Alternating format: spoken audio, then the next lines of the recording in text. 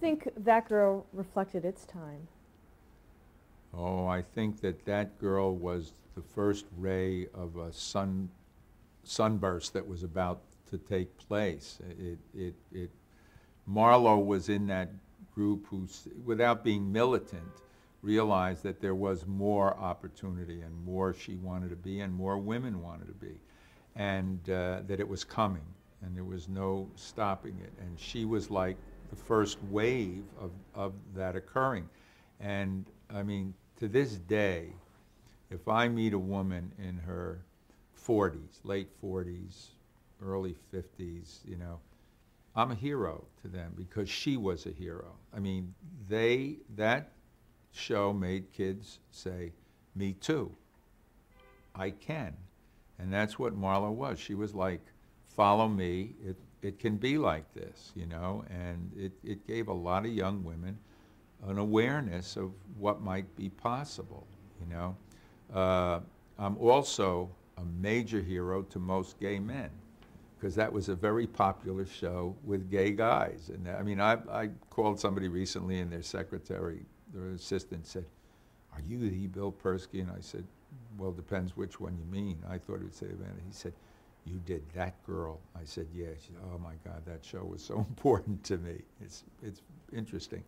And then recently, we were on a trip to Italy, and we went to Lake Como as guests of a very good friend, and he had rented a villa in this. He had actually rented the servants' quarters in this gigantic villa on Lake Como, and the owner of the villa, which he does for all of his guests, he's an American, and he invited us up to see the villa and so forth and so on. And while we were up there or going on a hike, he was showing us where to walk or something, and he was talking to my wife, and she said, well, what do you do with your time? He was an investment banker for the Kuwaitis. They had bought his company, and he had to live in Italy so he could be near to Switzerland. He was a billionaire type guy. And he said, well, one of the things I do is I just wrote a screenplay, and I like to write. And she said, oh, you should show it to my husband. And he said, oh my God, Bill Persky from that girl? And she thought, well, he's not gay. But his sisters religiously watched that girl, and he was a little guy, and he sat with them, and he knew all about that. So from that point on, our treatment at this place was a lot different than the normal guests. You know, when we first got there, he said, well, you can rent the speedboat. It's $400 a day, and so forth. Well, after that, we had the speedboat. You know, we had a great time because, and what's happened is, I've been helping him rewrite on the internet. I give him notes, and he rewrites his screenplay, and I send it to him. But it had a tremendous impact on a lot of people, as did Mary. Like Joanna, my wife, you know, she's 57. She was in what, her 30s when Mary Tyler Moore was on, and she said Mary made it okay to be home on Saturday night. You didn't have to have a date. There were really neat women who didn't have dates, and that was okay. So these shows, they don't set out necessarily to do that. But if they happen, you know, I tell my kids and everybody said, everybody in life is half of a piece of Velcro. And you're just looking for what you're going to hook up with. And you just got to keep yourself flapping. You pick up a lot of lint and a lot of junk, and you get it out of the way, and then you connect with things. And I think shows are like that. You know, you think you're doing them for one reason, and suddenly they hook into a climate or an undercurrent in the society at that time, and there's a fit. And then they have an impact that you started out to do a show with some personal, like on Kate and Allie. One of the things that I really wanted to do there was, I mean, there was a script that was written by a young writer, Sherry Coben, and it was CBS in New York. And CBS New York, a guy by the name of Mike Ogans, who was the head of CBS in New York development, he wanted to do a show in New York. And the only way you could do a show in New York, and that's true to this day as well, is if one of the principal elements insists on being in New York. That's why Cosby was done in New York instead of California, and that's why Kate and Allie was done in New York instead of California. And it was because of Jane and Susan that they didn't want to go to L.A. But so this script existed, and they wanted them to do it, and they wanted to do it, but they wanted it rewritten, and they needed somebody to be in charge. And through a whole lot of things, it came that they wanted me. And I had already been living here part-time after having left LA. And so it was a nice combination of things. And then I met with Jane and Susan and told them what I thought the show was about. And we redid it. No disrespect to what Sherry started with, but it became another entity at that point. She worked on the show in the first season, so she was part of that. But I had raised one of my children by myself. She and her mother had had a falling out. So I had had a parenting experience. She was 14 at the time. So I had had a parenting experience. No, actually, she was 12 when I got custody. So I had a parenting experience that made me feel that roles were more important than the sex handling them, and that if you were a single parent, you were both parents, and you had to move into areas that you wouldn't normally. I mean, I took my daughter to her first gynecological visit, you know. But also, I had had a second marriage that I got into precipitously after the first one, and for many reasons that are a novel somebody, probably Chekhov, could write. But it was part of the times as well. It was I got divorced from the children's mother in 1970 as the first wave of that happening, the first emergence of that, well, you don't have to be married, and the woman feels like she doesn't have to do this, and you know, there was a lot of unrest. And then the second marriage was about fulfilling a sense of myself that the first marriage didn't. I was suddenly a whole other thing to this person. And then she was out to find herself in 1975.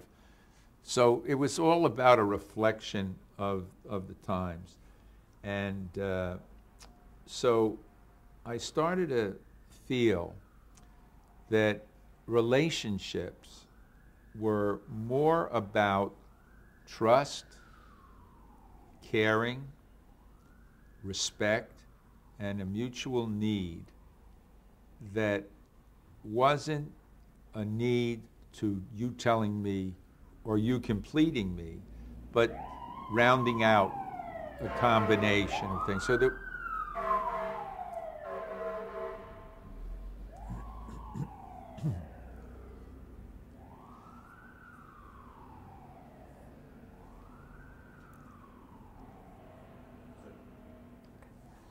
So I started, from all of that, I came away with the feeling that in looking for a relationship, it was more about trust, having someone who gets who you are. I think that's the thing that's missing in so many relationships. Does somebody get you? Not do they get you and want to throw you away, do they get you and want to fix it or fine-tune it, but I get who you are. You're not perfect, but you're fun.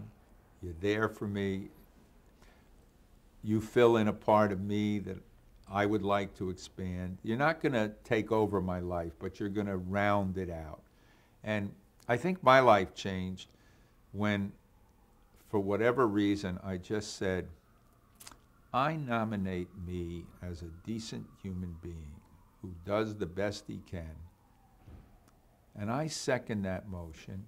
And it passed, and no one else got to vote on it, you know? And that didn't mean I was right or perfect or anything, but that was all what was going on when I was getting involved in Kate and Allie. But how did we be able to reflect that in your work? I mean, from a creative standpoint, how do you do that? Well, I took the male and female role and said it has nothing to do with being male or female. It had to do with who you were like Jane and Allie, Kate and Allie were a perfect balance for one another. One was totally responsible and had no sense of joy in her, and the other had only a sense of joy and no sense of responsibility. And it isn't that they created an environment that gave both, it's that they rubbed off on both and they learned from each other. And you know, most situation comedies are built on the fact that nobody changes. You've got to be the same every week. I mean, if you had an episode where one of the characters lost his arm and it made for a great show, the next week his arm would be back because you didn't need that anymore. That was a show, and you know, now we're back to who we're supposed to be. Kate and Allie, the women changed every week. They affected one another, and I think that was one of the major things that that show did. There was growth in it. Two things occurred on that show that really made me proud of what we had done. One was a letter I got from a woman after the first season, and she said, "I want to thank you for Kate and Allie." She said, "I have recently divorced, and now I know that I'm not alone and I'm not crazy."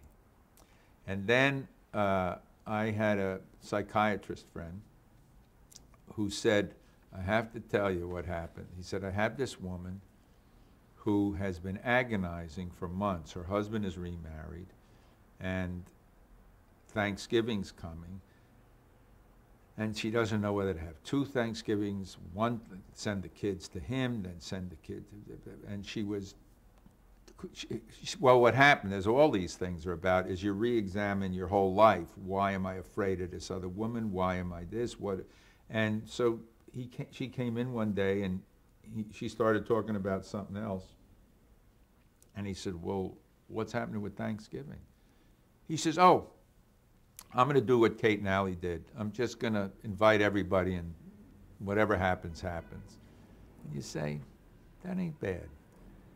That ain't bad. Not that this woman is a tower of emotional strength, but the fact is we did a great Thanksgiving show where Allie was terrified of this other woman who was beautiful and all these things, and she was, in her mind, no matter how she dressed, or she was this housewife, and how was she going to compete? So they had a great, they had a lot of, she was so nervous, she stuffed the turkey with Comet, and by accident, and she looked in the oven, and there was this huge green foam coming out of the turkey, and they went to a shelter to get turkey, and they gave contributions, and they got all, and they had a turkey with 3 legs.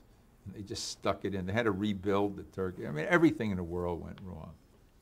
But it was about, the other thing I said, I would love that on our show, Kate and Allie get into an argument, a confrontation, or a situation that a husband and wife watching it together could say, "We just had that argument last week." Because it's about needing and sharing with somebody. And sexuality, of course, that's it. But that isn't what it's about. It's about, are you accepted? Can you be vulnerable? Can you, and I loved that show. I really loved Kate and Allie. And I did 100 episodes total, and then it was on another season, but I just said, I'm doing 100, and that's it. And I directed all of them and was very involved in the writing of all of them. And out of the series, I think out of the 100, and I don't even remember offhand which they are, there's only 5 shows I didn't really like, or that I didn't feel were valid in terms of what we were trying to do. It's just, hey, we need a show, But I loved that show, and ended up, also I consider myself really fortunate, is I've never done a show that I don't have an ongoing wonderful relationship with all the people who were on it. Because you had to be glad to go to work every day. And I think that's something that came from the Van Dyke Show. It was a joy. No one was out to hurt anybody on that show. Nobody was out to prove anything other than that we could have a great show. And I think one of the things I don't like about Los Angeles is that, you know, everybody's positioning themselves all the time, and the town is run on fear, you know, that is somebody getting ahead of you, is somebody, why did he get it and I didn't? And life isn't about that. Out there it is, because that's all there is for a lot of people, you know. Did I get invited? Why didn't I get invited, you know?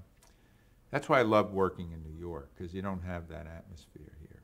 I love the crews in New York. I love the smell of culture, whether you go or you don't in the city. You talk about it, you know. Oh, I saw this show. Oh, what? And then you get in discussions about things you've never even seen, and you have big opinions on them, you know. And but L.A. is, I've always found it stifling. Not always. The first 10 years I was there, I had the time of my life. But then I just said, I got to get out of here. And fortunately, I did. Well, going back to Kate and Allie, talk about working with Susan St. James. Well, they were, Susan in particular. Yeah, we'll go through both of them separately. Susan never thought of herself as a comedian before this. I mean, she had done comedy, but she didn't think of herself as a comedian. And of course, Jane, I mean, Jane was like Van Dyke was. You could throw something to Jane, which I often did when we were taping, and there was something that went wrong. I was in the control room, and I would speak over the loud, you know, over the PA. The audience was there, and I could create a scenario with Jane where it would only help that we had had a mistake. I mean, she was really quick because she was trained in that, and that's who she was. Susan was an actress, and she never competed with Jane.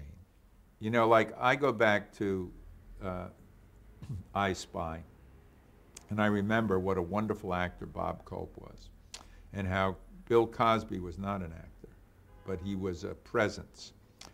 And what happened was that the organic nature of Cosby started to dominate what was happening. He was bigger than the acting. I mean, he did his role and he played his role, but there was an energy and there was a style in him that was bigger than what Culp's acting was. And I believe Bob Culp, as an actor, lost his talent for acting when he tried to compete on the level that Cosby was playing and become hippity-hoppity and all that stuff. Because he was a terrific actor. But in competition with natural sunlight, artificial light ain't going to do it. So, but artificial light isn't going to become natural sunlight either, you know. And so Susan never tried to compete or never worried whether she was as funny as Jane. She knew she had a place to be, and she knew she had a part, and she wanted to be funny, but she was open to learning where to be funny or how to be funny. She certainly wasn't a straight man in the thing, but her comedy came from a different place. Plus, she was playing the confident one. And the fun of the confident one is when, you know, it's like, I think so much of comedy is like in animation, when the character runs off the edge of the cliff and they're going great until they look down and realize there's nothing below them and then they fall. Well, a lot of comedies like that too. You're going so fast or you're out there with who you are and you say, oh, I'm not standing on anything, and then you fall. So that was a lot of where Susan's comedy came from, a fearlessness. And Jane's character came from a kind of a protectiveness. So she found herself in stuff, and then she'd finally explode in it, you know. But I think Susan's non-competitiveness with as brilliant a comedian as Jane was, and she knew she couldn't just be a straight actress in the thing, so they really were a wonderful team. I mean, they played off of each other very well. How was it producing? There were 3 children on the series, and talk about that and directing them and working Well, with them. I've always found I love kids on shows. It's funny, I directed the pilot of Who's the Boss, so I cast all those people. And I remember Alyssa Milano, and when I see her with her breasts, and I want to smack her. I mean, hey, what are you doing? That's not who you are. And it's funny, my daughter, one of my daughters is a producer on the Tony Danza show, and they just did a reunion of the cast. And to show where they started, they went back to the pilot. So there were all these shots of these people. And she said a funny thing was they were running a scene, and Tony was leaving his old neighborhood, and the woman next door was shouting after him down the street, "We'll miss you, Tony. You'll be back. You'll be this, you'll be that." And some guy next door said, "Will you shut up? I'm trying to sleep." And my daughter said, "Wait a minute, run that again." And she said, "That's my father," you know. But so I love kids. I love finding kids. And it seems that so many of the kids you find, like none of the kids on Kate and Allie had a father present in their life. They were all from single mothers. And I mean, God, I guess Allison Smith must have been 10 when that started. Freddie was, I guess, 8. And what's her name? Emma. Ari was about 12. And they all had no real families. I mean, I may be over-remembering this, and I don't mean to hurt anybody or anything, but there was a community and a family that grew for them on the show that was a very large part of their growing up. And Freddie, I don't think Freddie had any relationship with his father. And I became that for Freddie. And I mean, I had him spend weekends with me in the city, and I taught him how to throw a ball, and I took him sleigh riding in Central Park for the first time in his life. And so I felt a very paternal position with all the kids, and loved and went through all kinds of anguishes with them. And kids, I don't think I ever exploited the kidness on television. You know, aren't they cute, or they were smarter than their parents, or they were, you know, that stuff. Your kids aren't smarter than you. They may see something that you don't see, but they don't see it from a more intelligent level. They see it from a more open level, perhaps, and they make you look at yourself, but they're never going to, your kids are going to teach you a lesson by the fact that they're not as protected in their thinking as you are, and therefore, well, wait a minute, maybe I'm covering myself a little too much here. Maybe I should be a little more pure in this situation. Talk about some of the episodes, starting with Landlady. Well, that was Bob Randall. Bob Randall, who was gay, was one of the truly wonderful writers of the human condition. He wrote 6 Rooms, Riverview, which was a wonderful play. And he wrote The Fan, the book, The Fan. And he was a very gentle, wonderfully funny guy. And we were a great combination, I must say. And we wanted to do it. Now, this again was a breakthrough kind of thing, to do a show about being gay in 83, I guess it was. And he ended up winning a Peabody Award for that show. And again, what did we want to do about being gay? Was it to see how outlandish we could make it, or to see how far we could push it? No, it was about what is a family, which is again the basic premise that I started out with when we did the show. I want to say, what is a family? And what happened is they had this apartment. This lady came in who owned the building, and she said, you put down that you're a family. You are not officially a family. I'm doubling your rent, which I'm allowed to do.